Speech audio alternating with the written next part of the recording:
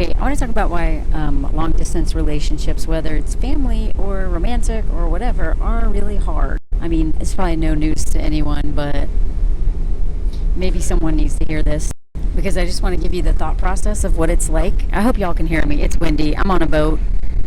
I'm on a boat. I've never, oh God, that SNL thing. Anyway, I'm on a way back to Athens. This is an 8-hour boat ride, and we will get to Athens at midnight, and then we take our flight the day after that, whatever. Anyway, I promise I'm going to do a video about traveling and traveling cheap. This is the cheaper boat, 45 euros to get out to the island or back. Anyway, if you want to hear more about that, travel, more personal stories, blah, blah, blah, go to my Patreon. Please go to my Patreon because you'll never see my content if you don't, because I am shadow banned on TikTok and the algorithm doesn't really like me on YouTube either, so whatever. But there's a free tier so that you can keep up with my work. Anyway, so let me talk about why long distance relationships of any kind are really hard. And I'm sorry, I would show you my eyes. I'm afraid my glasses are going to blow off. It is, I hope you're not getting sick. People are getting sick on this boat. It is rocking more than usual.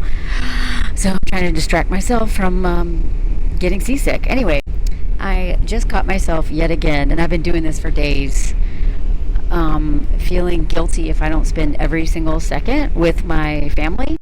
For anyone new here this week or in general, I live in France. I immigrated there 6 years ago. Oh my God, I don't even know. But I left the U.S. 7 years ago, I think, because I lived in Spain for a year. Anyway,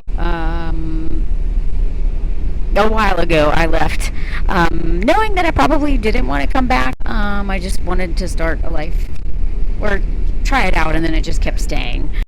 Anyway, the longer I stay and the more like monumental things happen, the more I have to kind of grieve this reality, because it's not like, I mean, I think even if I had chosen to just move and never come back, I would still probably be grieving it somewhat similar, but I really didn't know what I was going to do. I didn't know I was going to end up getting married. You could have never put this on my bingo card. Just like married at all, but just like wanting to get married, and actually liking it, because I do believe marriage in general is a scam, just in case you were wondering how I feel about, but not all marriage, but in general. Anyway, so I didn't know I was going to be gone, and that I would, miss my nieces growing up, miss my family, just miss my culture, my language. Not that I don't speak English. English is the language of our couple, and if you don't know why, whoever moved the other person, that should be the language of your house. I didn't move for Anthony. I moved here for me. But if I am living in his country, in his culture, surrounded by his language, one of the ways that I believe that it balances out our couple and just makes me feel more at home, especially if I'm missing home, is to have my language, the language of our couple. So I can do a whole video on that if you want. But anyway, so I didn't know I was leaving for good. I mean, who knows? There really is no for good. Maybe I'll move back in a year from now. Maybe we'll decide that I don't know. I kind of doubt that, but you just never know. So you really never know. But and I have no desire to move back and don't plan on it for any reason. And so the longer I stay, the more I'm like, yeah, okay, I left my home. I immigrated. I pulled a Little Mermaid, except not for a man, for myself. Just in case anyone is new here, I did not move for a man, and I am very strongly against ever doing that. And if you don't know why, listen to more of my content. No judgment for women who did, but it usually doesn't work out well for you. But I did decide to move for myself and stay, but then getting married kind of solidified that more. But I am kind of living a Little Mermaid life, a whole new world. And so every time, I miss my family, but I don't know if this is the ADHD or just me or whatever, out of sight, out of mind thing, but the longer I stay away, the more I get used to just not having my family in my immediate life. I mean, I moved away from Tennessee a long time ago. My sister did too. So it's like I've been living thousands of miles away from my home for a long time now. But yeah, it's a lot easier to fly home from New York or LA than Europe. It's way cheaper. It's like $1,200, $1,500 a ticket to come to visit home versus like 200 or 300 back there. So anyway, the longer I stay away, and I haven't been back to the U.S. in like 3 years now, I think. That's the longest I've ever gone from visiting home. And it probably won't be able to go till maybe next summer. We gotta figure out how to save money because it's really expensive to go home. Way cheaper to fly to Greece to visit my family because I have a Greek brother-in-law than to go home. But every time I see my family, I'm like grieve because I remember how much I love being around them. I remember how much I just love them in general. I grieve the loss of just being around them regularly, even if I didn't live anywhere near them. Just the ability to be around them regularly. Like if I wanted to, I could have just flown home. If I wanted to, I'd make it happen. I used credit cards way more back then. I haven't used credit card in a long time. Europeans don't really do that, or at least French people, and so I've been trying to not do that. Anyway, but here it's like a big deal to go home, which is why it's been 3 years. And so I just kind of get used to not being around them, and it's not until I see them again that I'm like, oh my God, I'm missing so much. I miss them so much. I just want to be around them. And so that kind of sinks in more. But on top of that, there's also this like, I have to spend every single moment with them. Every single moment has to matter. Every single moment has to be amazing. And like, it's been really, I mean, I've done better this time, but it's been really hard for me to take breaks and like manage my energy because not only, oh my God, it's rocking. Oh my God, oh God. Oh. Okay. The farther we get away from land, the more this rockin' is gonna make me sick. So I hope this distracts me. But like literally, so one of my nieces came out with my sister just to like look at this. You stop at like 6 islands on your way back to Athens, and we stopped at one, and like they wanted to see the port and the island and stuff. And I'm just sitting here thinking like, oh my God, like I like talk about something important, like the pressure that I put on myself. And maybe it's just me, or maybe this is a normal experience, or there's a spectrum somehow of this. But the pressure I put on myself to like, especially because this is our last day together, like we're both gonna show up in Athens, and they're gonna stay with my brother-in-law's family, and we're going to stay at a hotel on the other side of Athens. And Athens is a crazy city. It's really stressful, and we just won't see each other tomorrow. So this is it. This boat ride is the end of our time together. And I'm sitting here feeling bad because I'm not hanging out with them, even though they're all like sleeping in a little cabin or whatever. And the girls are, trying to avoid being seasick. And I'm just like, the pressure to make every single moment magic and memorable and like the best time ever, and we gotta have deep conversations. Like it's almost like ruins my time. Now it doesn't ruin my time. I still enjoy my time, but I have to fight that voice of being like, come on, talk. You gotta connect. You gotta connect. Like it's so ridiculous, y'all. And I don't know. They don't seem to have that pressure. I mean, the kids don't even understand like what it means to not see Aunt Melanie for like 2 more years or however long it's going to be. But I know what it's like, and so I'm just like, oh my god, and this is it. Like maybe they'll come down to watch the French play in the Euro tonight on this TV that Anthony is saving a seat by that TV over there that's going to play the French versus Spain game tonight. But like there's just the pressure. It's the pressure. It's ridiculous. And it's not just with family. Anybody who has dated anyone long distance, you know what I'm talking about. It's like, oh, we don't ever get to see each other. So when you do see each other, then you like have to get used to being around the other person. You have to get used to adapting to their schedules. I mean, especially if it's like family, like children. Okay, my schedule is definitely much different than an 8-year-old and an 11-year-old's. You just have to adapt to like managing your energy, because I don't have to manage my energy so much around an adult. Adults aren't asking me to throw them in a pool. You know what I mean? Like, adults aren't like, oh my god. Adults don't expect me to entertain them unless they literally pay me to do a show. um, they don't expect me to just come up with great ideas, whatever. But the kids probably don't even expect that all that much. I know I put a lot of pressure on myself to be like the funnest aunt ever, and then I've kind of screwed myself because I've set a very high expectation. But as someone also with ADHD, I've also had to learn that, like, I get really overstimulated really quick, and I need to pay attention to that, or I like crash.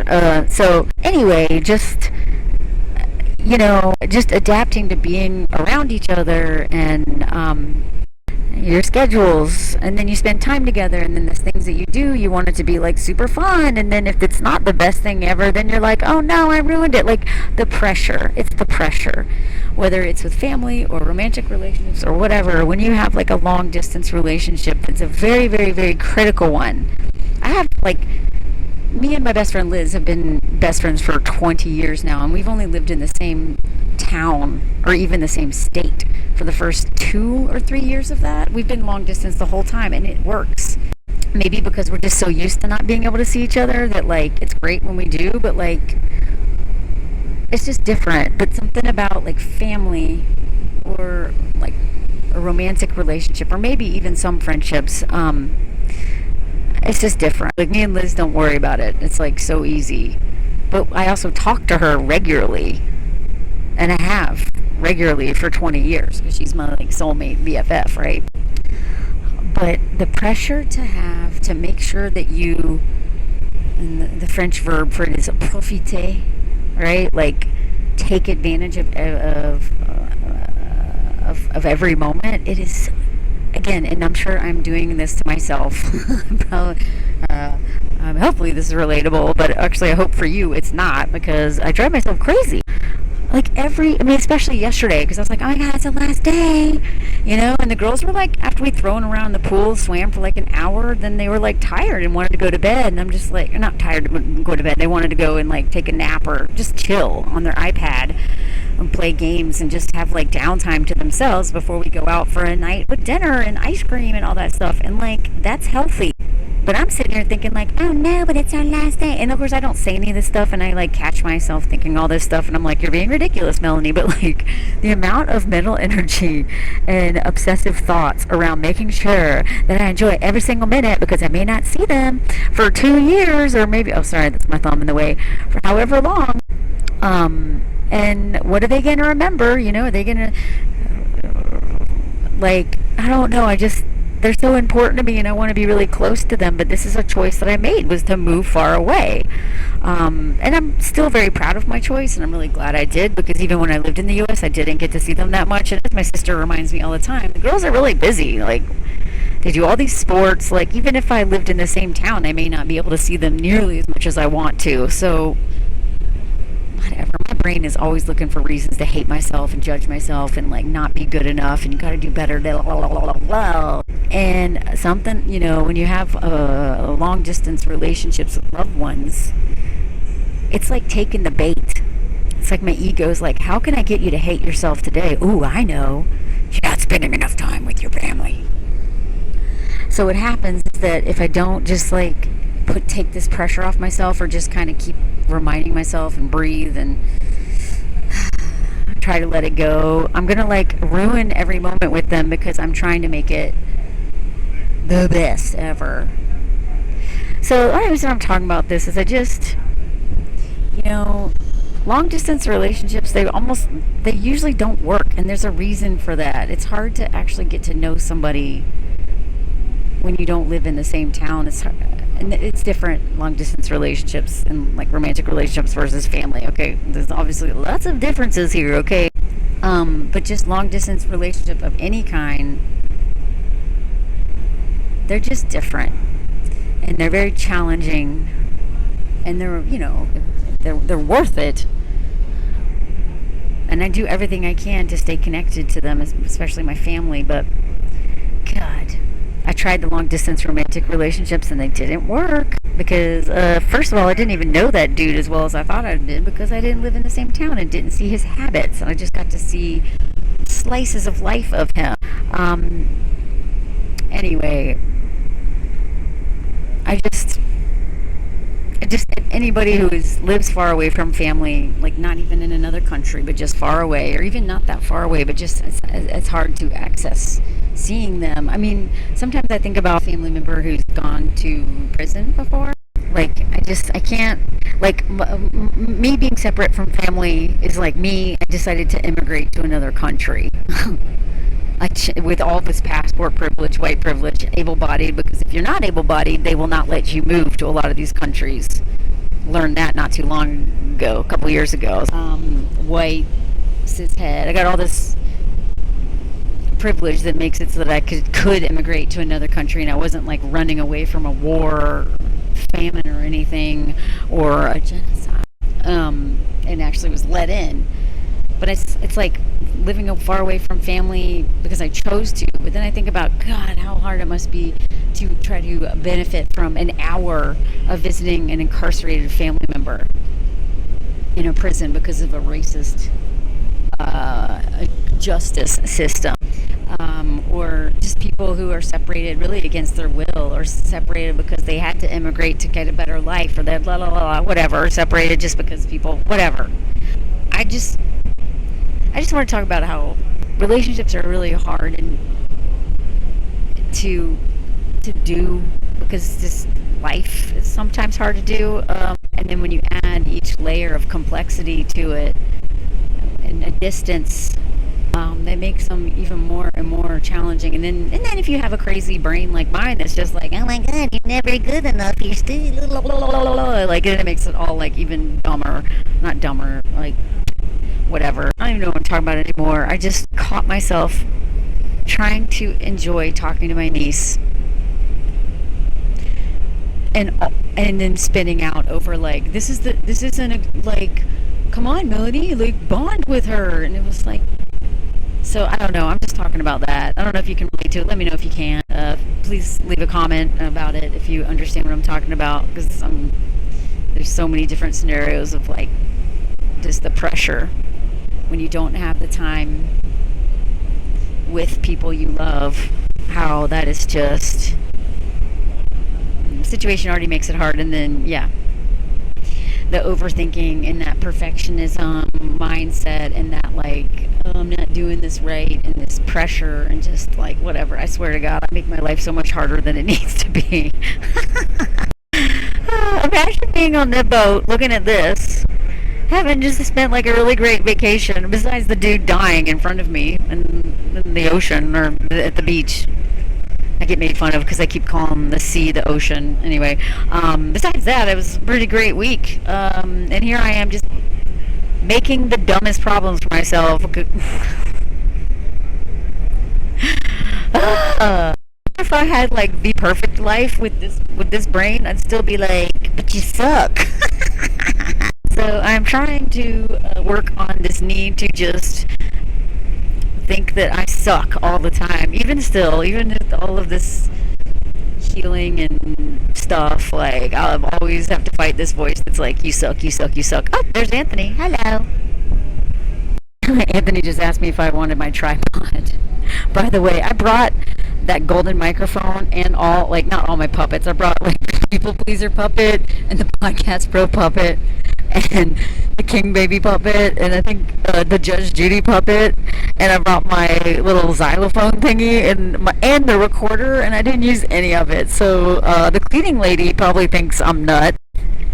But I don't know. There was just something about this trip where I was like, I don't want to do all that. I just want to So I hope y'all have enjoyed this chill vibe of like Greek content. I really love using the puppets, but just something, I don't know. I just wanted to break from like wild, crazy Melanie and just wanted to be, this video, clearly I'm crazy because I'm making problems that don't exist. Anyway, thank you for listening to this nonsense. Let me know if you can relate to it. Please follow my Patreon if you're not already, even if you can't afford a membership. There's a free tier so you can keep up with me. And thank you again for being here and supporting my work. Voila! Okay, y'all, I don't feel like doing a comment song today, so instead I'm going to do a picture talk song. Okay, so this is Greece. We just got to Athens yesterday after a 9-hour boat ride, and this is another fancy dress. I paid $6 for it. Grilled vegetables. This is going too fast. Lots of photos of arty stuff. Look at this. This is my favorite. Look, Anthony says look like butterfly. Anyway, this is the boat back. It was very choppy. I almost barfed, but y'all know that if you listen to the video. So look at this cute outfit. Found this little church thingy. I don't know what this is. Look at this art. So cool. My favorite is coming up in a minute. All this really cool graffiti art. Type your comments because it's about to end soon. Here it comes. Are you ready? King baby graffiti. Okay, that's it. No comment song, but thank you for being here. Et voila. And if you really liked this, join my Patreon because I share travel content and stuff like that over there. Sometimes even on the free tier. So join the Patreon so you can also find out when I publish stuff in case the algorithm doesn't tell you. Okay, bye. Et voila.